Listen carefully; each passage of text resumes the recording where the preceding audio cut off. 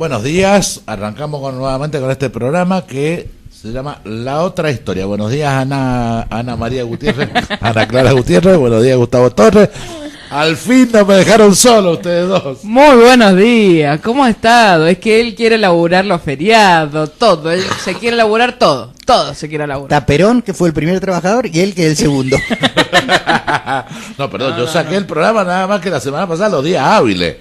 Pero era jueves, viernes santo. Hoy es día no hábil. Hoy es día no hábil. Yo saqué el lunes, martes y miércoles. Ah, es verdad, bueno, también. Ustedes se lo tomaron como feriado, que es distinto. ¿No era feriado toda la semana, Torres?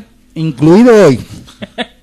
Pero Torre, la semana pasada fue feriado. Usted, Torre, no vino a trabajar. Si acá no viene el director técnico, no podemos trabajar. Me mandó la dirección de la radio a grabar una nota a Río Negro. Allá fui. Claro. Muy bien, muy bien, muy bien. Bien ahí, después bien. vamos a pasar todos los audios de Torres en Río Negro, que la verdad que ha hecho un ya se laburo pasaron, importantísimo. No, sí. Todo no fue uno. ¿No hiciste ahora para hoy? ¿Para quién? ¿No hiciste para hoy, para el Día de las Malvinas, 36 años del tema de la saqué Guerra de las YouTube, Malvinas? que usted lo debe tener bajado. Y si lo pone, estaría bien. Porque, a ver, hay dos o tres cosas. El 2 de abril es un día muy caro al sentimiento argentino. Ayer se cumplieron 8 meses de la desaparición de Maldonado. Y un año de Micaela. Y un año de Micaela. Todas estas cosas que nos pasan, por suerte, bajan los niveles de pobreza en este país. ¿Qué pone esa cara? Es una pobreza invisible. Es una pobreza invisible, exactamente. Es una sensación de pobreza, no es pobre. La sensación no es de pobre pobreza. la gente. Claro. No es que no te alcance para que llegues a fin de mes. Es la sensación. No es la sensación de que no le pudiste comprar un huevo de 200 pesos a los pibes. No, le tuviste que comprar el huevo de la vecina de al lado. Los únicos que han hecho plata con los huevos son los de Arrufat. La gente te ha hecho cola para ir a comprarles. Cooperativa recuperada. Pero la verdad es que estas Pascuas fueron muy duras porque hay muchas familias que no pudieron comprarle un huevito a sus niños. Totalmente. Y esto es grave. La verdad que es preocupante, y es preocupante que se orqueste un esquema digamos, esto de imponerte una verdad, ¿viste? Todos los canales, de todos los medios de difusión festejando que ha bajado a punto la pobreza. A ver, explícamelo. Que yo espero, hoy tenemos previsto una nota, esperemos que se nos dé. Porque es interesante saber cómo es que bajan las ventas al minorista, que baja el consumo de leche, que los sueldos suben menos que la inflación, pero baja la pobreza. ¿Alguien me explica esto? ¿Cómo es? Acaba de empezar abril, ayer, con aumentos en las telefónicas, en los servicios, en el transporte. Y ahora dentro de un par de semanas tenemos ver, 40% todos del los gas. números te dicen otra cosa. Digo, esto como que mira, tenés la presión como el traste, el colesterol por las nubes, el azúcar por arriba de 200, las pulsaciones del corazón andan mal, tenés artritis, artrosis, pero estás de maravilla, estás sano. No, flaco, a ver, si tengo todo eso no puedo estar sano. Explícame, hay algo que no está... No, pero a ver, yo entiendo el tema de que la pobreza ha bajado. Pero ¿sabes por qué ha bajado? Porque los que somos pobres ya somos indigentes. Ese es el tema, de que ya hemos llegado a la línea de indigencia. Estructuralmente ellos definieron que han bajado las dos cosas. Dos puntitos en un lado y 2 puntitos en el otro. A ver, sería una mentira muy cortita, una mentira tipo viraje laucha, que festejaran la disminución de los índices de pobreza y aumentaran los de indigencia, porque tarde o temprano nos vamos a enterar. Pero no, la mentira es completita. Te dicen que hay menos pobres y menos indigentes. Entonces yo voy a decir, con todas las otras variables, que todas te dan mal, no hay una que te dé bien. ¿Cómo es que baja? Explíquenmelo, porque esto es magia. Esto sí es magia. ¿Sí? ¿Se acuerdan cuando decíamos, esto no fue magia? Esto que está pasando o que nos están contando, la única forma de explicarlo es que hay magia. Aumentaron los índices de desocupación, se precarizó el empleo, porque lo que ha crecido es la cantidad de monotributistas, ¿sí? Se precarizó el empleo, los aumentos de sueldos son por debajo de la inflación, los servicios se han triplicado a lo largo de 2 años, cayeron las ventas minoristas, cayó el consumo de leche, cayó el consumo de carne, pero hay menos pobres. Que alguien me explique esto porque no logro entenderlo. no me cierra por ningún lado. Vamos a escuchar un temita musical y ya volvemos. Bueno, gracias por darme el uso de la palabra. Ahora que arranqué a laburar, Gustavito. Claro.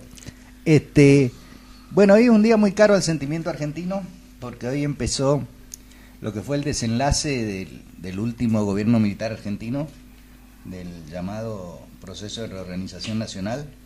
Y vamos a hablar con alguien que está en la Comisión de Relaciones Exteriores, que está trabajando en este tema, que es un habitué de nuestra casa, y el diputado nacional Guillermo Carmona. Guillermo, Alejandro Gil, Ana María Gutiérrez y Gustavo Torres te saludan.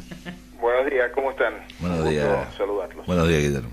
Guillermo, ¿cuáles son las primeras sensaciones vos que te encontrás por ahí hasta con expedientes, pero sobre todo con situaciones humanas de esto de los chicos que masacraron, que mandaron a la carnicería en Malvinas? Mira, esta mañana me desperté recordando el 2 de abril del 82. Yo tenía, creo, si no recuerdo mal, 13, 14 años. Y realmente fue un hecho conmocionante en ese momento y sigue siéndolo hoy, ¿no? Yo tengo un contacto muy directo con veteranos de guerra de Malvinas de distintos puntos del país, y les diría que sigue estando muy vivo ese sentimiento malvinero que los veteranos encarnaron de manera muy especial, lo cual nos permitió evitar la desmalvinización de la política argentina que durante sobre todo la década del 90 se impulsó y que hoy nuevamente se vuelve a impulsar, ¿no? Por eso creo que en este momento hay un pueblo que resiste a la desmalvinización. Creo que esto es muy notable porque estamos ante un gobierno desmalvinizador, y en eso quiero destacar que ya no son solamente los veteranos de guerra de Malvinas o los docentes, que tuvieron en su momento también un papel muy fuerte en resistir a la desmalvinización, sino también los jóvenes, los académicos que hoy se suman al cuestionamiento de la política de entrega que lleva adelante el gobierno de Macri en relación a la cuestión de soberanía sobre las Islas Malvinas, y también a otras cuestiones de soberanía que tienen que ver con la soberanía financiera, la soberanía tecnológica, la soberanía alimentaria, bueno, tantos campos en los cuales la política de Macri nos está haciendo retroceder en términos de soberanía, y está generando como consecuencia que la Argentina sea un país dependiente, más digo, con una situación de dependencia mayor que la que las propias circunstancias de país periférico nos significan ya de por sí, ¿no?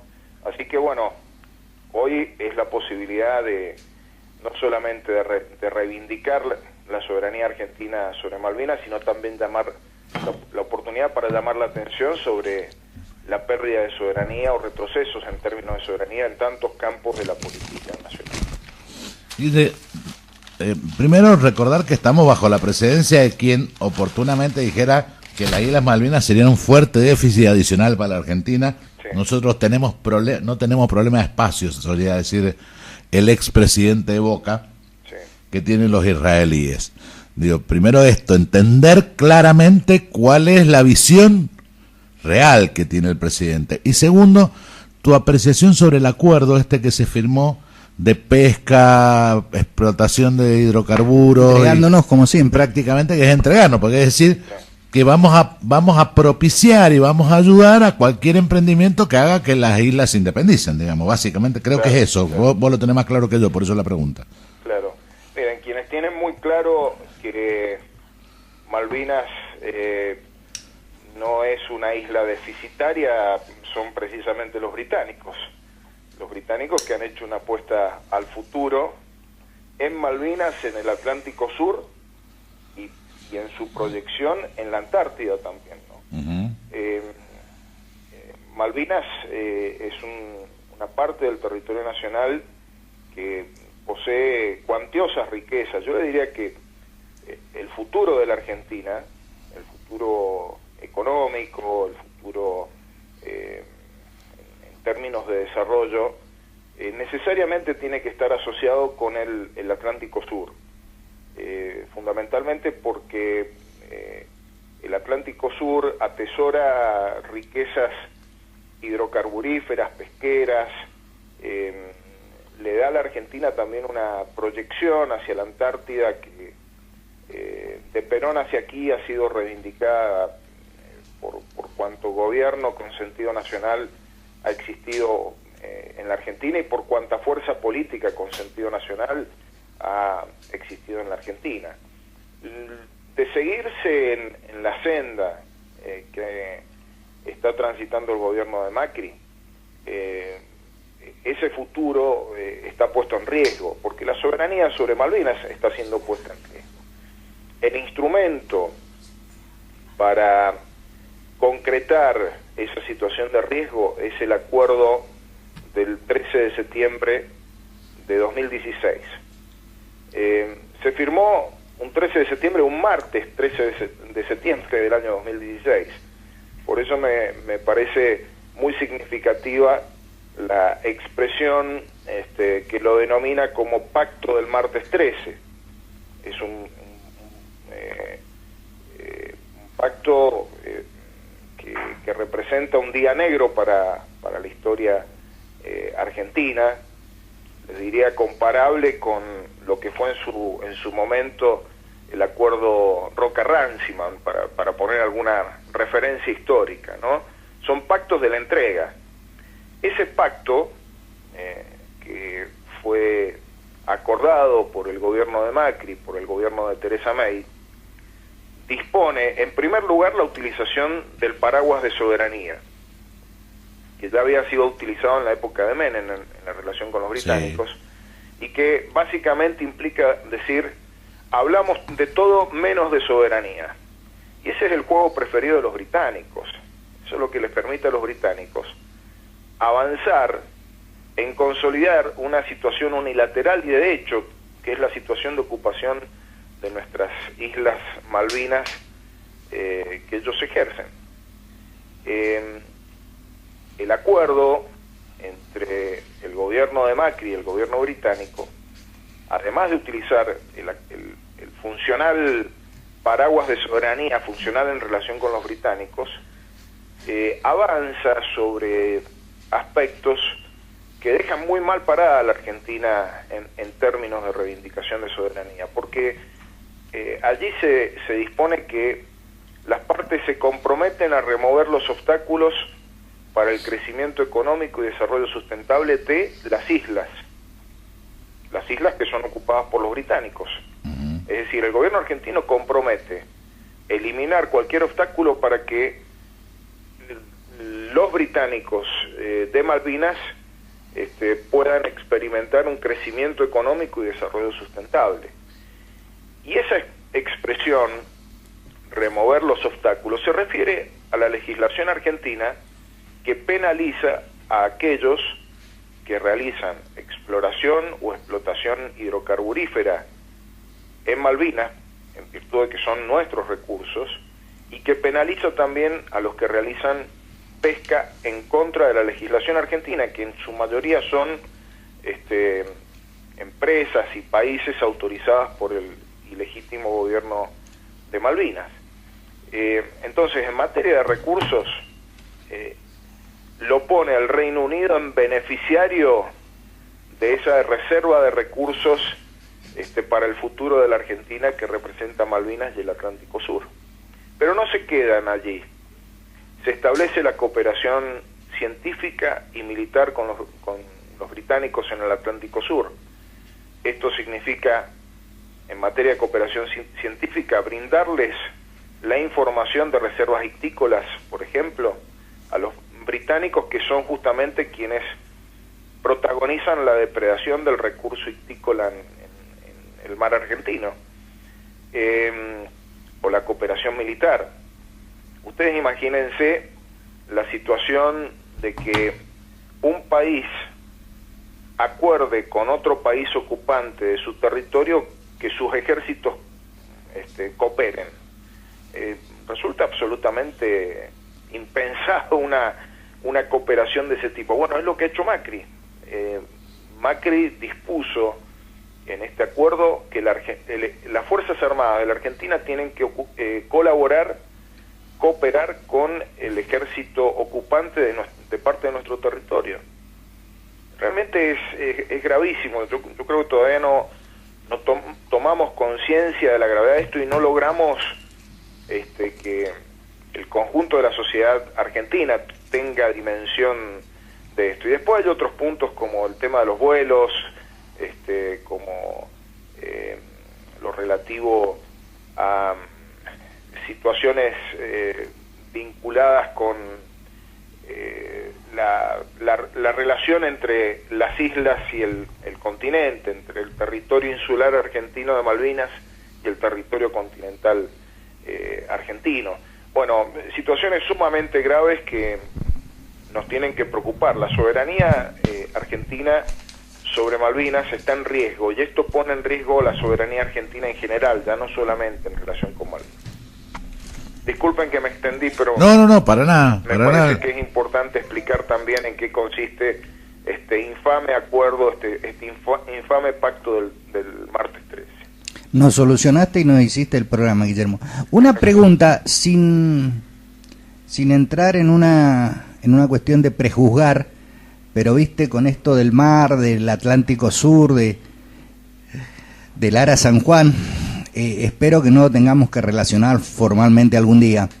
No nos olvidemos, y creo que por privado te debe haber llegado algún mensaje de la doctora Carreras, que la Armada Argentina colabora poquito con las viudas, ¿no?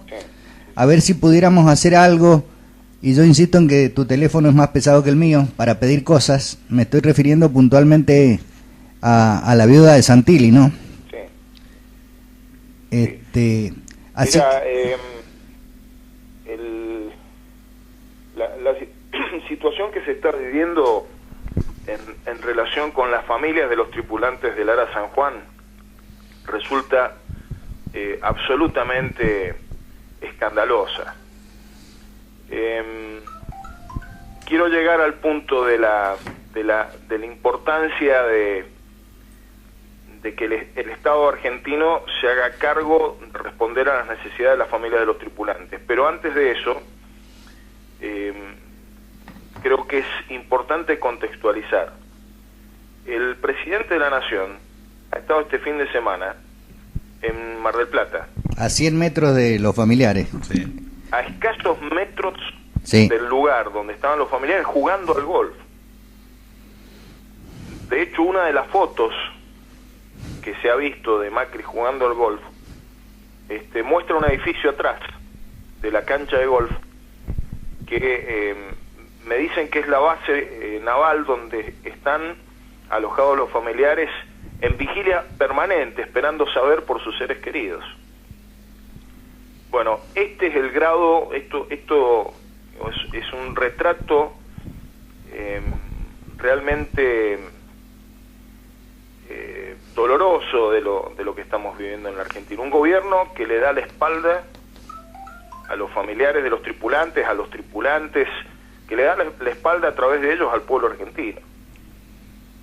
Sí. Imagínense cuando llegamos al punto de discutir con este gobierno los beneficios que creemos que tienen que tener los familiares de los tripulantes en función de la traumática situación que están viviendo. No hay ningún compromiso, no hay el más mínimo atisbo de sensibilidad de parte del presidente, del ministro de Defensa, del gobierno y de la Armada, ¿no? Y en ese sentido sí, promovemos desde el Congreso un reclamo permanente para que la respuesta llegue, ¿no?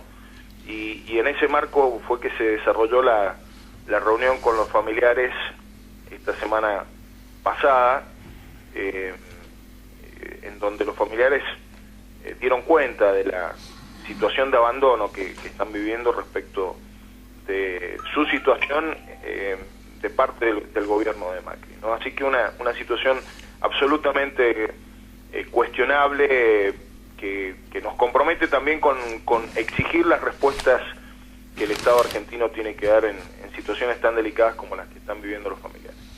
Guillermo, la última, y agradeciéndote, no tu capacidad de síntesis, pero el resto todo. Eso fue una chanza.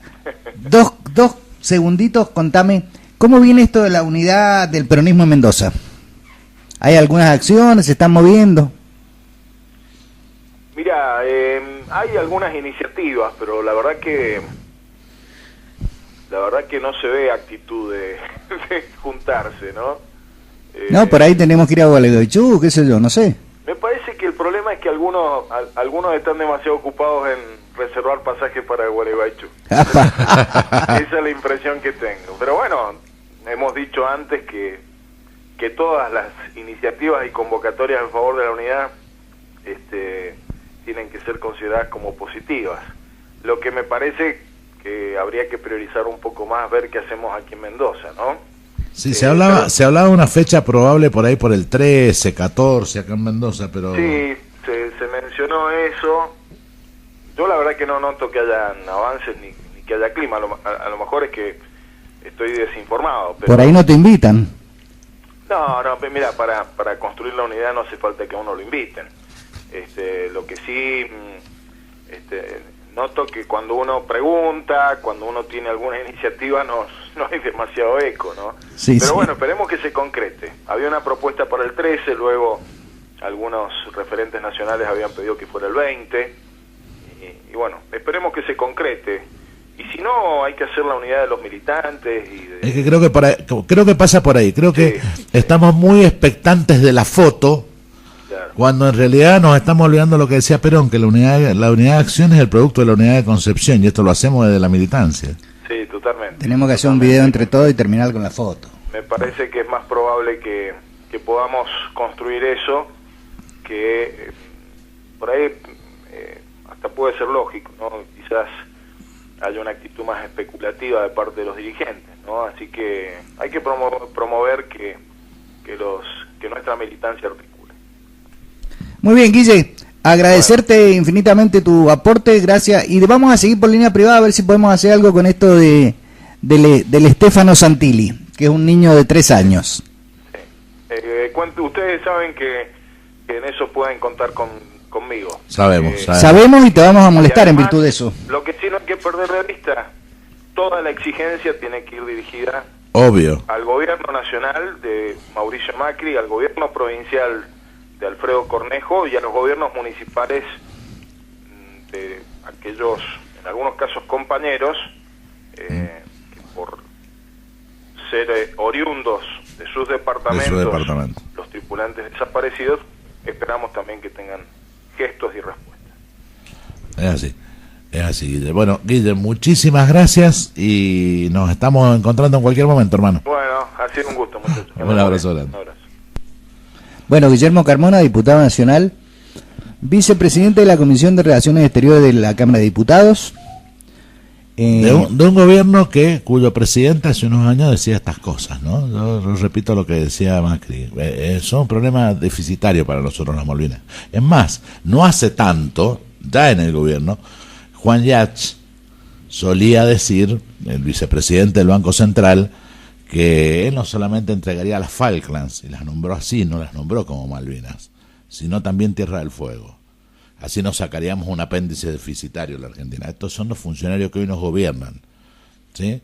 También Fernando Iglesias en alguna oportunidad argumentó que con las mismas razones que nosotros somos un país soberano, las Malvinas también deberían ser un país independiente y soberano.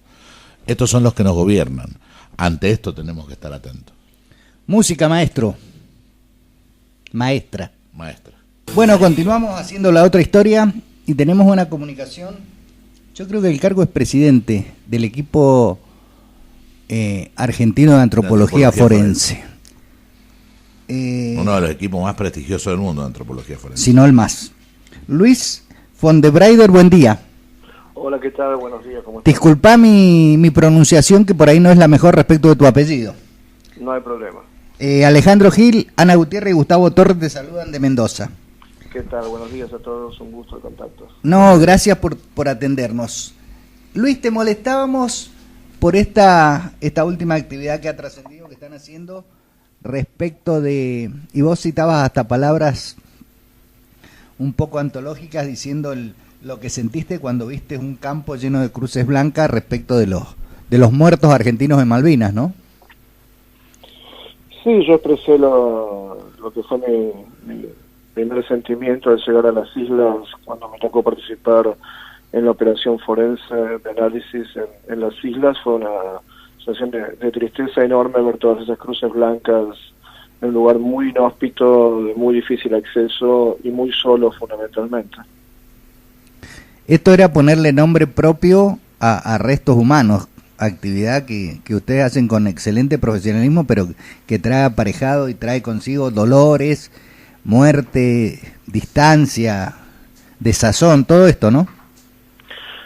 Sí, quizás lo que es una mezcla de sentimientos, pero quizás, por lo menos para mí, lo que quizás me produce más un poco de enojo, porque esto se debería haber hecho hace muchos años, no 36 años después, y es un tema que el Estado argentino, a través de todos los gobiernos democráticos, obviamente la dictadura no se hizo cargo, y si bien ahora es una etapa muy importante, porque al menos a 90 soldados que no estaban identificados correctamente su ubicación, se les pudo dar esa información a sus familiares. Hay familiares que murieron esperando saber qué sucedió y nadie tiene por qué pasar por un proceso así. Hay familiares que murieron creyendo que estaban vivos. Sí, hay familiares que obviamente que todavía están vivos y eso es no digo que murieron creyendo que sus hijos estaban vivos y estaban detenidos en algún lugar, prisioneros. También las historias de cada familia son muchas, expectativas, no saber, no tener certeza, y eso es muy doloroso. Luis, ¿por qué solamente 90 o esto sigue? Para nosotros esta es una primera etapa muy importante. ¿Por qué 90? Porque el número de familiares que quisieron participar en este proceso han sido 107 familias, un total de 148, que es el número que se maneja, de los cuales aún no saben dónde puede estar su familiar en las islas. 107 quisieron participar del proceso. De esos 107 se compararon con los cuerpos que recuperamos de 121 sepulturas, que son 122, porque en una sepultura había más de un resto, y en 90 casos fue una identificación positiva. En 8 casos aún estamos realizando análisis para mejorar la calidad del perfil genético de las familias, y en 9 casos se excluyó que estuvieran entre estos 122 cuerpos.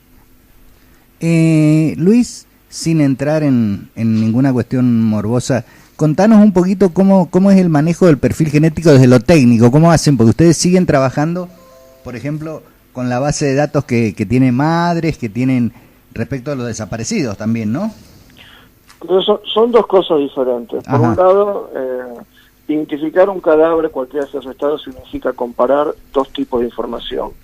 Cómo era esa persona en vida, desde el punto de vista biológico, genético, contexto, con la información que se saca del cadáver. Es decir, el proceso de identificación no es solamente genético, sino que es multidisciplinario. Se trabaja desde la antropología, la medicina, la odontología y la genética también. Y esa es la información que se compara. El tema de los bancos de muestras de sangre de abuelos de Plaza de Mayo es un tema totalmente diferente, que está relacionado con las víctimas de la última dictadura militar. Es decir, no tiene nada que ver el proceso de Malvinas con eso. Gracias. Te hago una pregunta. El equipo de antropología, ¿de quién depende? ¿De qué área del Estado? De ninguna, somos un organismo privado. ¿Una ONG, una organización no gubernamental? Privada, de la sociedad civil, de carácter científico, que hace 34 años se dedica a esta tarea. ¿Y cómo se financian, Luis? Con aportes de fundaciones europeas, americanas, el Estado argentino desde el año 2004, de algunos estados europeos. No espere, en cualquier momento el Estado argentino te va a sacar lo que aporta, ¿eh? Es una sospecha esto. seguimos trabajando con el Estado argentino hasta ahora y siguen haciendo un aporte igual que en el gobierno anterior. Qué bueno. Y la última, he escuchado, he leído por ahí que los iban a convocar o existía el interés al menos respecto de hacer trabajos en España, ¿o estoy equivocado? Hace aproximadamente 5 años trabajamos con colegas españoles, asociaciones familiares que están buscando los restos de seres queridos muertos durante la guerra civil y la dictadura franquista. Estamos colaborando, realizándoles análisis genético en nuestro laboratorio de genética forense en la provincia de Córdoba. No hay muchos casos en el mundo de organizaciones como la de ustedes, ¿no? No, somos muy pocas, 3 o 4 en las que nos dedicamos a este tipo de temática que tiene que ver con la investigación de casos de violencia política, étnica, religiosa, conflictos. Somos muy pocos, nosotros somos la más antigua, pero hay algunas otras que hace unos años han comenzado también a dedicarse a esta temática.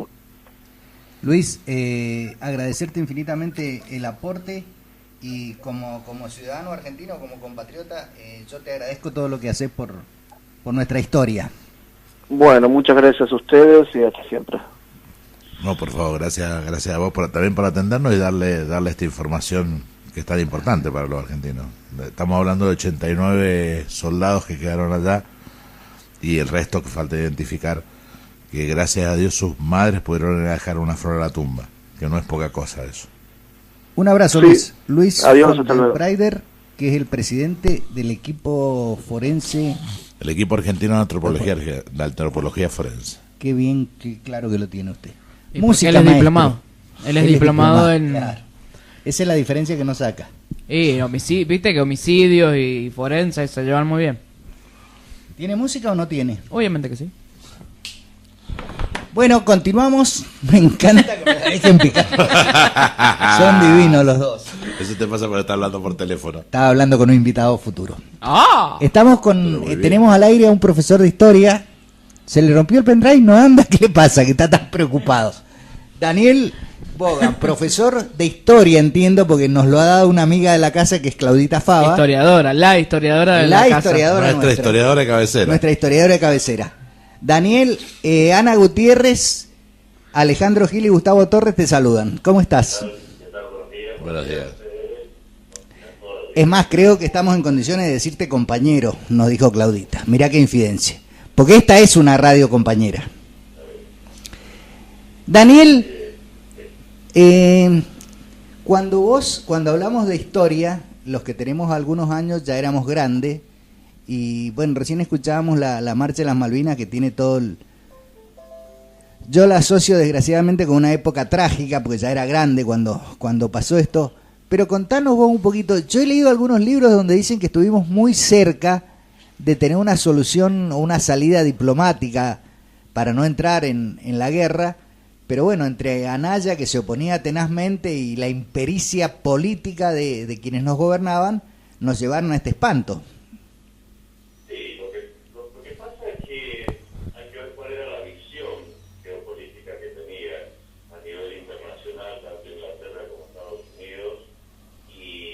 Era la visión interna y el problema interno que tenía esta feroz dictadura militar que vivió la Argentina.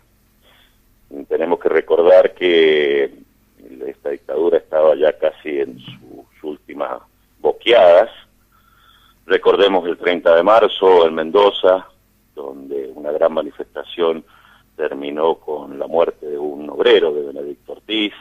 En otras ciudades del país también pasaba lo mismo, y fue un manotazo de ahogado de esta feroz dictadura, esta terrible dictadura, para poder contener el desarrollo de estas protestas que ya iban a llevar a la terminación de esta dictadura. Yo, como vos, tengo algunos años y lo viví de las dos formas. Lo viví en ese entonces todavía como estudiante, pero también como ciudadano, cuando escuchábamos en la oficina, yo trabajaba en una empresa privada, y escuchábamos en la oficina ese optimismo que nos querían transmitir. En cuanto a la postura diplomática de querer arreglar para no llegar a un conflicto bélico, yo creo que ni la dictadura, ni Inglaterra, Inglaterra, Estados Unidos, porque no se puede hacer una separación en ese momento, el imperialismo no iba a permitir que un polo geopolítico de las características de Malvinas, ya Inglaterra ya lo conocía desde 1833, cuando invadió las islas, no creo que se pudiera llegar a un arreglo diplomático. No, o sea, la bravura que supuestamente estos cobardes que nos gobernaban querían hacer ver ante el mundo, no iba a cuajar.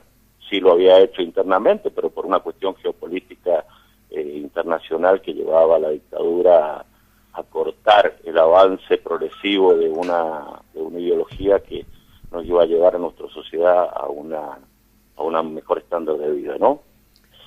Daniel, yo quería hacer una pregunta. Yo soy mucho más chica que todos los que estamos acá sentados en la mesa. Nací en el 86 y obviamente en la escuela de los 90 no se hablaba mucho de Malvinas. Y la poca historia que nos daban de Malvinas, la verdad que hoy me doy cuenta que no era la verdadera. ¿Por qué llegamos a mandar a estos pibes y no mandaron realmente a coroneles, a oficiales de un poco más con más rango, y a estos pibes de 18 años que la verdad que fue un genocidio, porque los pibes realmente no sabían absolutamente nada y no sabían ni siquiera a qué iban? Y demostraron una valentía totalmente superior a la de sus jefes.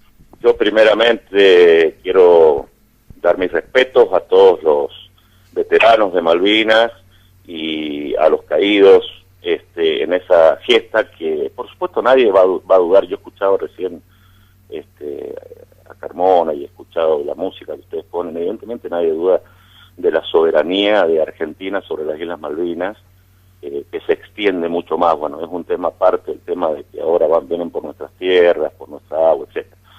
Pero yo creo que esta gente, como dije recién, en un manotazo de ahogado, recordemos que todavía existía el servicio militar obligatorio. Sí. ¿Sí?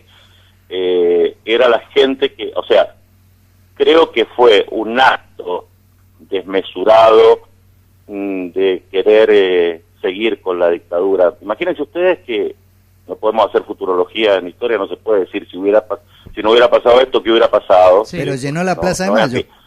Pero, claro, porque era un sentimiento, por eso te dije yo que lo que ellos querían era, con ese sentimiento de soberanía, que por supuesto es muy respetado y es lógico que la gente lo sienta, porque siempre se ha sentido las Malvinas como argentinas, esto llevó a que se llegara, a que se olvidaran las protestas y el pueblo se uniera en pos de un ideario que era las Malvinas, recuperar las Malvinas, y que en realidad era toda una jugada del gobierno militar para poder perpetuarse en el poder.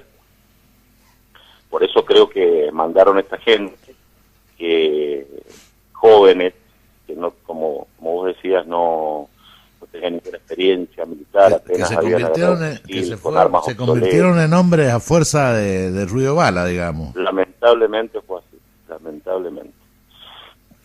Y el tema del después, del cómo volvieron, de que los tuvieron escondidos durante un tiempo para más o menos, para engordarlos, para dejarlos relativamente visibles hacia su familia, para que no vieran todo lo que habían sufrido, ¿es cierto o es una fábula de la misma época? Un mito de la misma época. Que está dentro de la misma línea de pensamiento y de acción de la dictadura, es decir, una dictadura que no se le movió un pelo para desaparecer 30.000 compañeros, no podemos pensar que los iban a traer como héroes. Sí. Y más, hasta le prohibieron hacer los comentarios públicos que tenían que hacer. Recuerden que todavía estábamos en la dictadura cuando volvieron. Claro. Y pasó mucho tiempo, como vos decías, para que nos diéramos cuenta, estudiáramos, analizáramos, viéramos. O sea, yo voy a decir una verdad que para los historiadores es una verdad de perogrullo. Los hechos deben cargarse de tiempo histórico para poder analizarlos. No los podemos analizar en su momento con la coyuntura que está. Y necesitó esto, cargarse de tiempo histórico, para que conociéramos la verdad. Daniel, sí. Yo siempre digo, viste que está la frase las Malvinas son argentinas. Yo digo que son argentinas y de la patria grande. Hubieron muestras de solidaridad muy importantes de países hermanos en esos días. ¿Es posible que eso tengan, desde lo histórico, cómo lo analizás vos? De cara al futuro, obviamente, ¿no? Sí, yo creo que la patria grande de San Martín y Bolívar todavía es una materia pendiente que tenemos. Perú, por ejemplo, ofreció la ayuda, pero, a ver, los ingleses, con todo el apoyo de Estados Unidos, recordemos que nosotros, cuando digo nosotros, digo la Argentina, no vos y yo, pero la Argentina pensaba que Estados Unidos por lo menos no se iba a meter en el conflicto. Sí. Con la fuerza de Inglaterra y Estados Unidos podía llegar a producir una hecatombe más grande en el continente. Sí, Perú fue uno de los que puso a disposición su fuerza aérea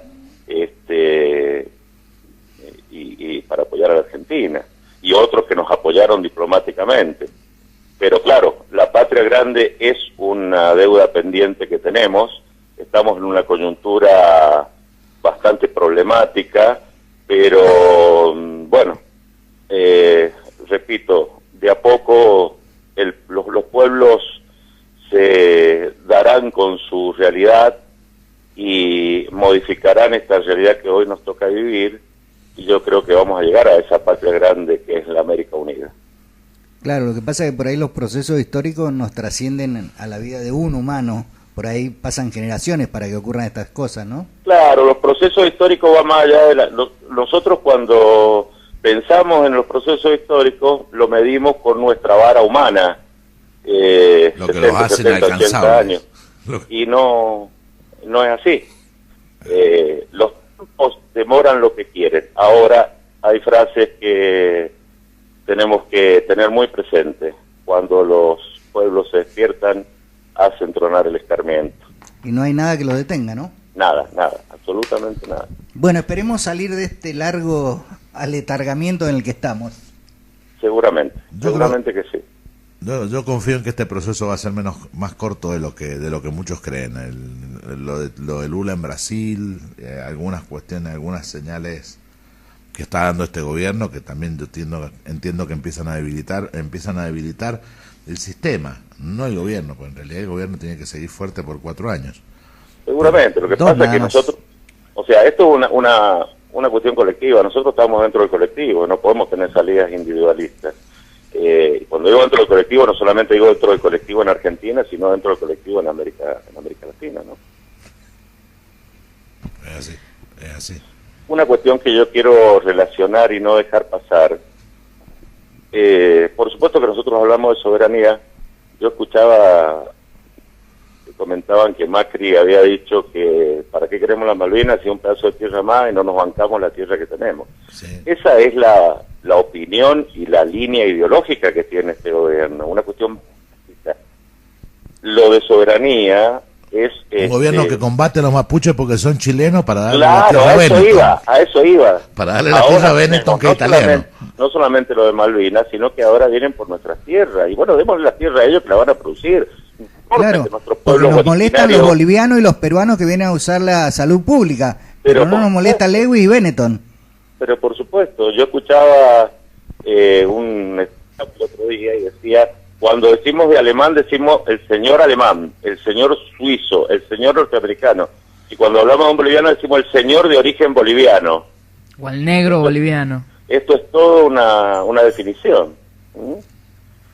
De todas maneras, fíjense ustedes que en el marco geopolítico internacional, yo recuerdo la frase de un primer ministro inglés a finales del siglo XIX, cuando un periodista le pregunta, bueno, yo quiero saber cuáles son los amigos internacionales de Inglaterra. Y el primer ministro le contestó, Inglaterra no tiene amigos internacionales permanentes, tiene intereses permanentes. Esto es muy importante para plantear ese imperialismo que nos viene avasallando desde hace siglos. Bueno, pero 200 años ya van a pasar y ya vamos a crecer. Anita, tiene una pregunta usted para el profesor. No, estaba pensando en esto de la patria grande y eso, sigo insistiendo de que yo soy chiquita y que mi abuelo me contaba de que mi tío estuvo acuartelado en los últimos tiempos de la guerra y siempre odió a los chilenos porque decía de que los chilenos dejaron que nos ganaran porque pasaron a través de Chile. Yo ahí, antes que el profesor te conteste, que seguramente quiero saber si era verdad o si... Tiene sustento científico para hacerlo. Claro. No hay que confundir la dirigencia chilena del momento con el pueblo chileno. El gobierno de Pinochet, para hacerlo más claro. Sí, no es lo mismo el gobierno de Pinochet que el pueblo chileno. Es lo mismo que pasa en Israel hoy, que el gobierno, a través de su ejército israelí, mata palestinos. No es el pueblo israelí. Son cosas distintas, ¿no, Daniel? Así es. Es cierto que el gobierno chileno, y recalco, el gobierno chileno, la dictadura de Pinochet, prestó bases y prestó lugares para que tanto la flota inglesa como la aviación inglesa hicieran base ahí. Pero eso fue la dictadura de Pinochet. El pueblo chileno, tanto como el pueblo argentino, vos remarcabas el tema de que se llenó la plaza, vivía esa euforia como... A ver, voy a hacer otra comparación, el Mundial 78. Claro. Nosotros vivíamos la euforia del Mundial 78 porque nuestro equipo iba ganando los partidos. Y a 20 cuadras torturaban gente. Estaban matando compañeros. Estaban desapareciendo compañeros. Entonces, 60 y pico compañeros desaparecieron durante el Mundial. Pero pensemos hoy que, los medios informáticos, los medios periodísticos, de la hegemonía, nos hacen creer cosas que si no miramos un poquito más allá, nos quedamos con eso. Y lamentablemente el pueblo chileno no podía, con esa feroz dictadura pinochetista que había, no podía ver esas cosas. Pero es cierto que el gobierno de Pinochet, si no, veamos que después Pinochet termina amparado por el gobierno inglés. Paradójicamente, increíble. Más que paradójico es realismo puro eso. Realismo puro, así es. Esa es la misma que los que gobernaba la junta militar que nos llevó a este desastre, creía que Estados Unidos se iba a mantener neutral porque ellos habían colaborado en Centroamérica. Pero por supuesto. Una impericia política espantosa. Al haber hecho línea política y militar con Estados Unidos, ellos dijeron, bueno, Estados Unidos se va a meter. Juegan con nosotros. Y Estados Unidos sigue siendo la doctrina Monroe, América para los americanos. Ahí habría que cambiarle la última palabra y decir América para los norteamericanos.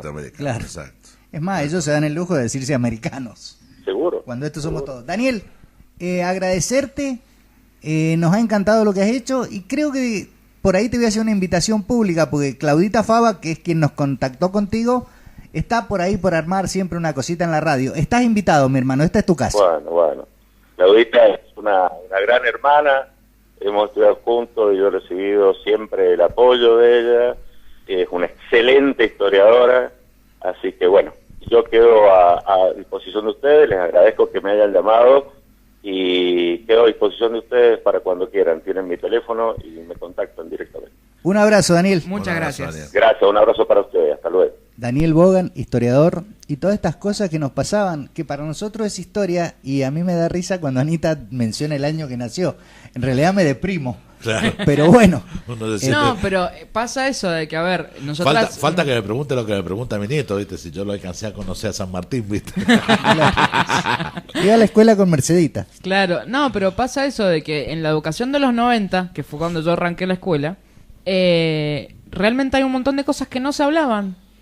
Bueno, y hay un montón de cosas que nos metieron en la cabeza. Un proceso de desmalvinización terrorífico. Claro. Bueno, y fue un momento de que realmente fue muy... Y a ver, hoy me pasa con mis hijos que ven a otra parte de la historia que yo no la vi, que la empecé a conocer con Néstor y con Cristina, que empecé a darle bola al 24 de marzo, que empecé a conocer el tema de los héroes de Malvinas, como héroes de Malvinas. Claro. Como héroes de Malvinas.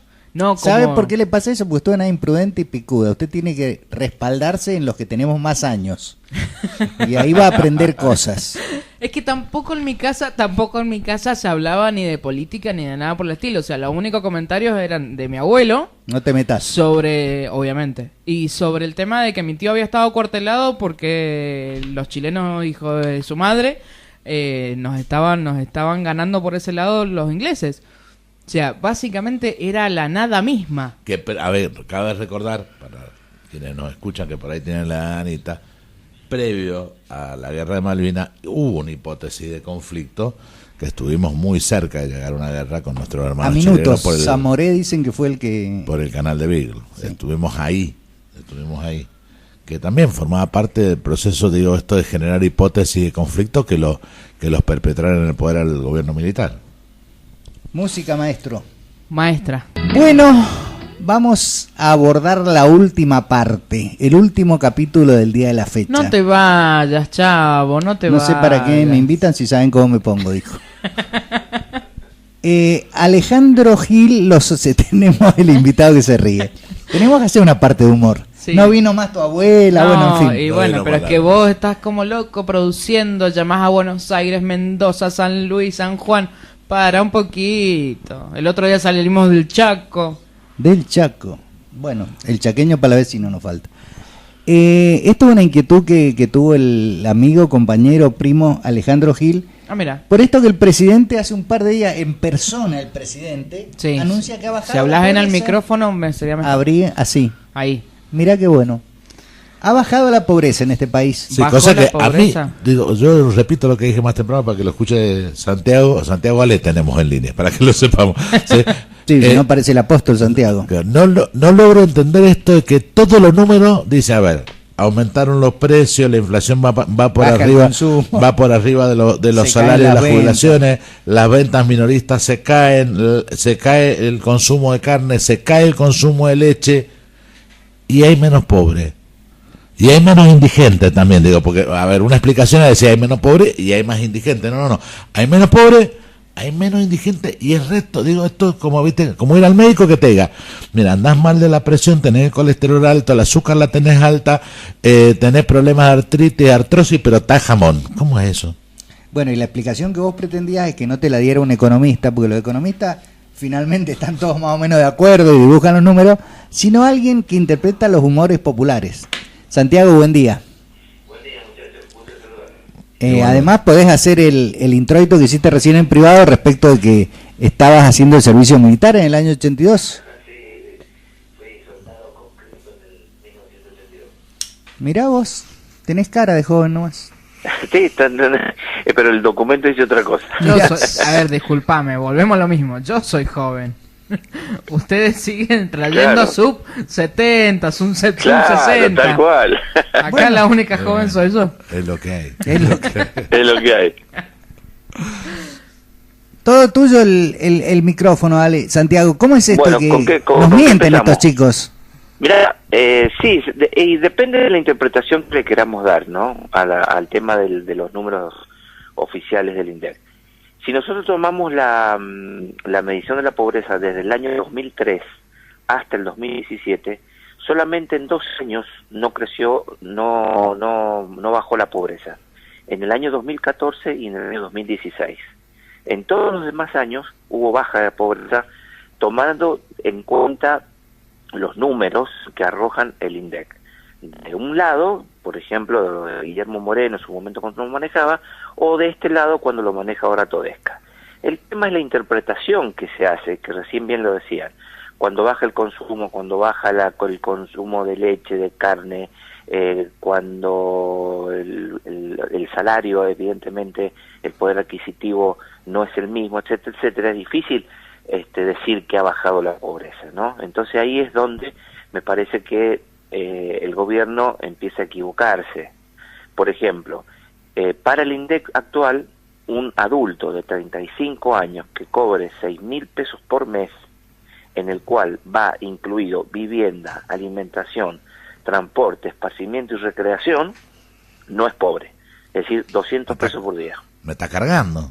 Exacto, ¿te das cuenta? Me está cargando. Entonces, yo estoy buscando, ahora estoy cambiándome de casa y estoy buscando un departamento de un ambiente en La Serena, no estoy hablando de un lugar muy bacán, sí. Y sale 5 lucas.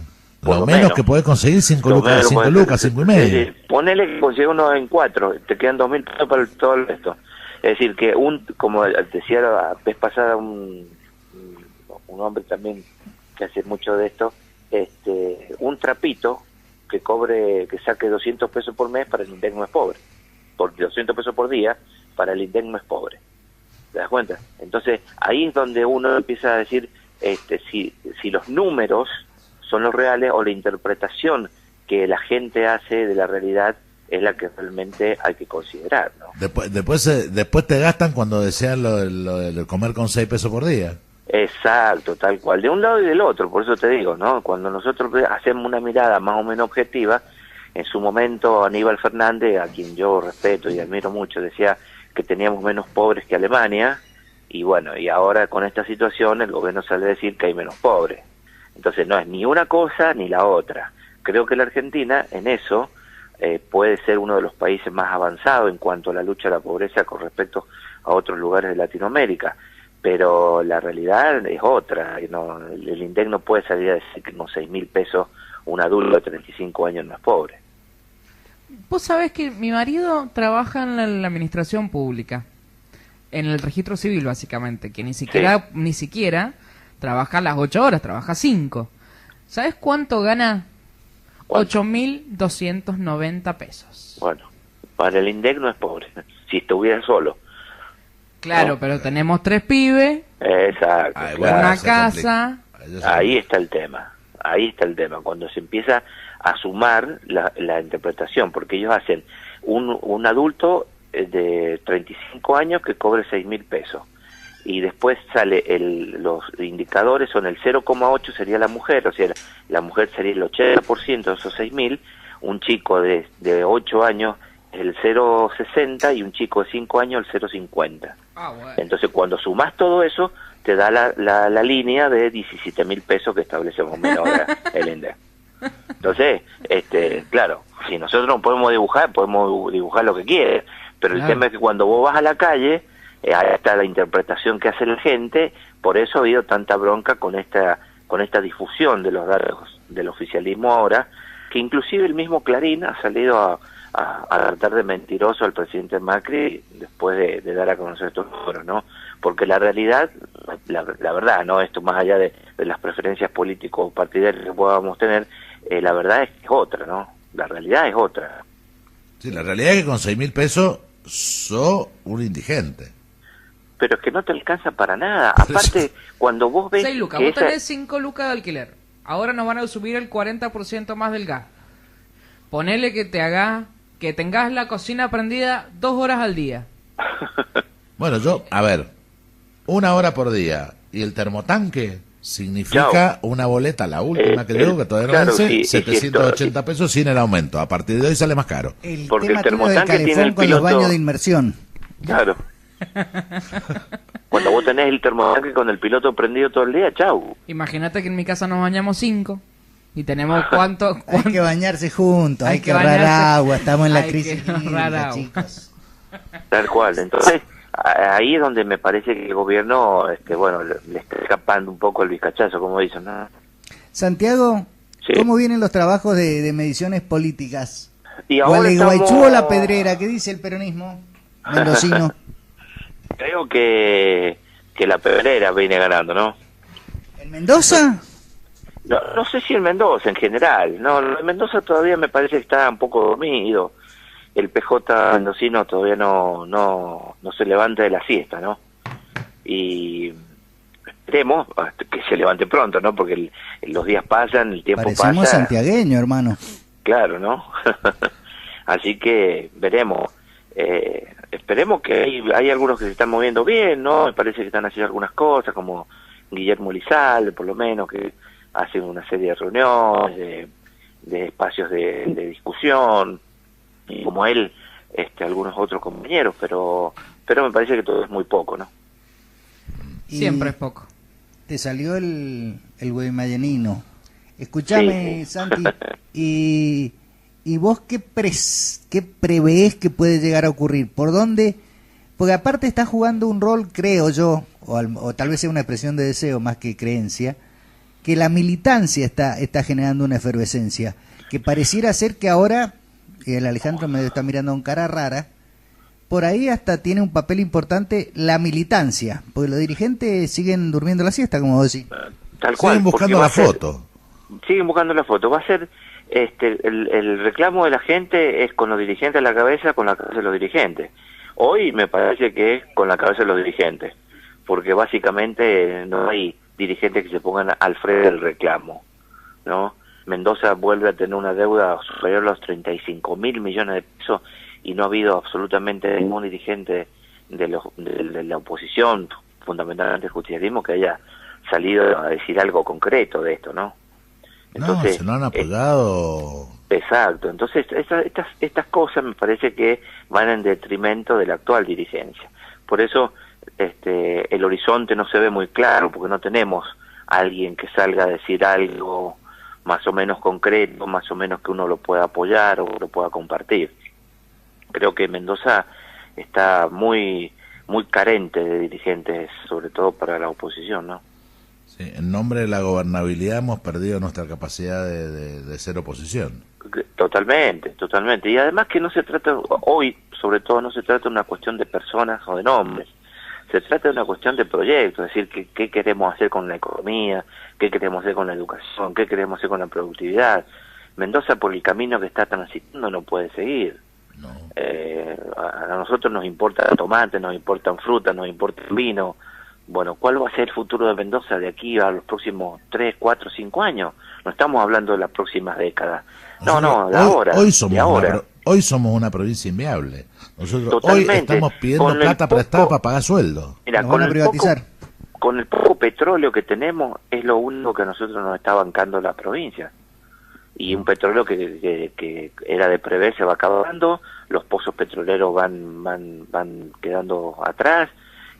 Tenemos un director en YPF por parte de la provincia de Mendoza que es un excelente vendedor de humo que no hace absolutamente nada, y Mendoza, la producción petrolera va siempre para atrás. Lo de Vaca Muerta a Mendoza es una cuestión más marginal que productiva total, porque el grueso se lo lleva a Neuquén. A nosotros nos toca un pedacito allá en Malargüe y nada más. Entonces, ¿cuál va a ser nuestro futuro? Entonces, esto no se trata solamente de nombres, se trata también de ideas, proyectos, de ponerse a sentar, a estudiar, a comparar. Bueno, y eso el PJ lamentablemente no lo está haciendo, ¿no? A tal punto que desde hace más de 3 años creo que los consejos tecnológicos del PJ no existen. No existen. El Congreso no los ha nombrado. Exacto. Entonces, después vienen las aptadas, ¿viste? 2 meses antes, 3 meses antes de una elección, se juntan los famosos equipos técnicos que han sido toda una vergüenza para la provincia de Mendoza, desde la época, sobre todo de la Falla, Iglesias, Cobo, los equipos técnicos han sido una porquería, y venimos después con el mismo verso, ¿no? Entonces me parece que alguien tiene que reaccionar, ¿no? Esperemos que surja por lo menos un par de hombres, de mujeres que quieran llevar adelante esto, ¿no? Bueno, vamos a ser optimistas y vamos a esperar que esto aparezca. Yo de todas formas sigo creyendo que es un tiempo de la militancia. Y en esto de mi humilde aporte, yo nunca me he sentido dirigente, ni lo soy. Vamos a seguir militando esto de la unidad. Seguro, me parece que ese es un buen camino. La unidad, evidentemente, porque cuando el justicialismo ha estado desunido es cuando han surgido estos nefastos personajes de la historia argentina, en este caso hoy comandados por el PRO, pero de otra manera no podrían haber llegado si no fuera por la desunión del campo popular, del campo nacional, y esto es lo que hay que volver a luchar. Pero me parece que, vuelvo a reiterar, yo también soy muy partidario de la unidad, pero la unidad sobre algo concreto, sobre la base de un proyecto, de una idea, más que de nombres, ¿no? Sí, creo que esto, a mí, lo que más, nosotros nos estuvimos para el encuentro de la Pedrera, y creo que lo que más nos gustó fue esto, es decir, juntémonos en torno a las ideas. Porque, digo lo que dije al principio, esto volver a la base del peronismo, no hay unidad. A ver, ¿por qué en Mendoza fuimos todos en una lista y perdimos tan fieros? Y porque no había unidad de concepción. porque no habían 5 ideas en las cuales los 2 sectores que ganaron la interna, o los 3 sectores que disputaron la interna, dijeran, bueno, mira, vamos a ir a la interna por ordenar la lista, pero en estos temas pensamos igual. Exacto. En estos temas es el proyecto el mismo. No, era cada uno con planteos distintos, y alguna vez podemos llegar a hacer una recopilación con las grabaciones que tenemos acá en la radio, porque las tenemos en las notas que le hicimos a los 3 candidatos. Guarda con los archivos. Y estamos hablando de 3 cosas distintas, que en realidad lo que se estaban dirimiendo era proyecto, y lo que iba a pasar era lo lógico, que el que ganaba no iba a conducir y el que perdía no iba a acompañar. ¿Qué fue lo que nos pasó? Sí, que en definitiva empiezan a primar ahí los individualismos. Yo soy Messi y entonces a mí no me pueden decir lo que tengo que hacer. Y bueno, me parece que no hablemos de fútbol, que se va a complicar la charla, Se va a complicar. Sí, pero si vos tenías, y disputando la interna, uno que se encuadraban con Cristina, más otros que se encuadraban más cerca de Massa que del resto del peronismo, más otros que se sentían más cerca de Schiaretti que del resto del peronismo, y la lógica era lo que nos pasó. Y ninguno se encuadra cerca de Mendoza. Sí. Porque los últimos años hemos visto cómo los dirigentes provinciales lo único que esperan es la venia de alguien de afuera. Y ninguno se da cuenta que es dirigente político de la 4ª provincia del país. Entonces no está a la altura de las circunstancias de una provincia como Mendoza. Entonces están esperando... Y el Chueco Mazón se murió, desgraciadamente. Exacto, claro. El Chueco Mazón se murió, entonces cuando venía el Chueco se cuadraban todos, que también era malo. A mí nunca me pareció también de lo mejor, pero hoy se nota muchísimo más la ausencia de alguien que te diga por dónde venir, pero sobre todo alguien que sea de nuestra provincia. No estar esperando si el Adolfo te dice que sí, o si Massa te dice que sí, o si Alberto Fernández te dice que sí. No. Me parece que los dirigentes políticos de Mendoza tienen que darse cuenta que son de la 4ª provincia del país y que necesitan estar a la altura de esas circunstancias. Santiago, ¿cuál es el próximo trabajo por el que te vamos a molestar? ¿Qué estás ahora, haciendo? A mediados del mes de abril ya empezamos a hacer la nueva gestión nacional y provincial juntas, van. ¡Apa! Así que ahí vamos a ir teniendo otro panorama, a ver cómo esto de la repercusión sobre todo del índice de pobreza, si ha caído bien dentro de la gente, o la gente realmente no considera que eso sea cierto, ¿no? Bueno, Santi, agradecerte como siempre. Siga disfrutando de... Gracias por desburrarnos. Del día 2 de abril y estamos en contacto. Sí, señor. Como siempre, un gusto, muchachos. Muy amable. Gracias a vos. Un abrazo grande. Santiago. Santiago Ale, conocedor de los humores populares. Y creo, corríjanme ustedes, porque después me retan, a ver, que nos vamos. Nos vamos, no sin antes rendir nuevamente nuestro homenaje a esos 648 soldados que todavía montan guardia en nuestra Malvinas. Y de ellos 17 son mendocinos. 17 mendocinos. Por ahí creo que había un tema de los trovadores de Cuyo. En el disco de... sobre nuestro combatiente, que por ahí estaría bueno para homenajear a esos 17 mendocinos. Es más, creo que se llama los 17... No recuerdo bien el nombre, pero estaría bueno que hablaras con el micrófono, Gustavo. Sí, porque te juro que estamos en una radio. Ah, sí.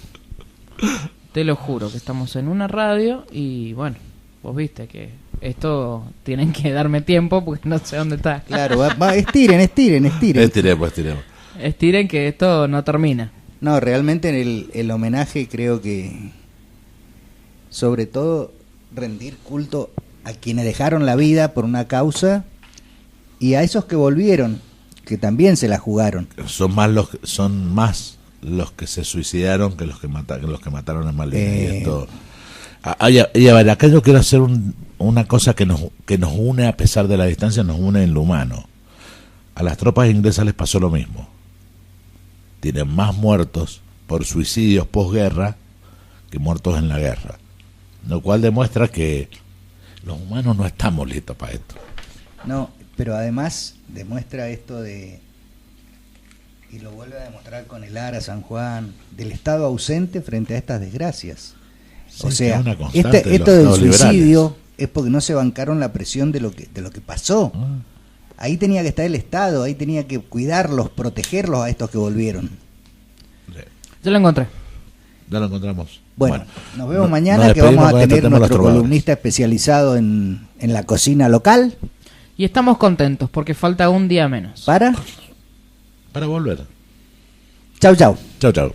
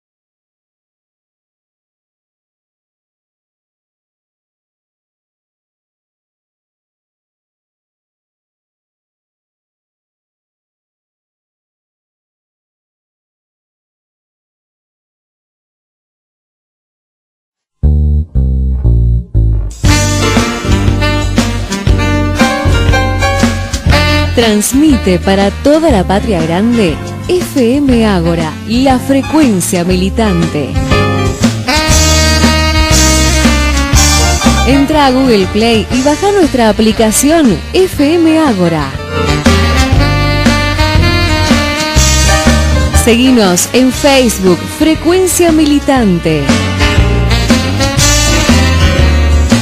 En Twitter, @FM Ágora OK, o en nuestra web fmagora.com.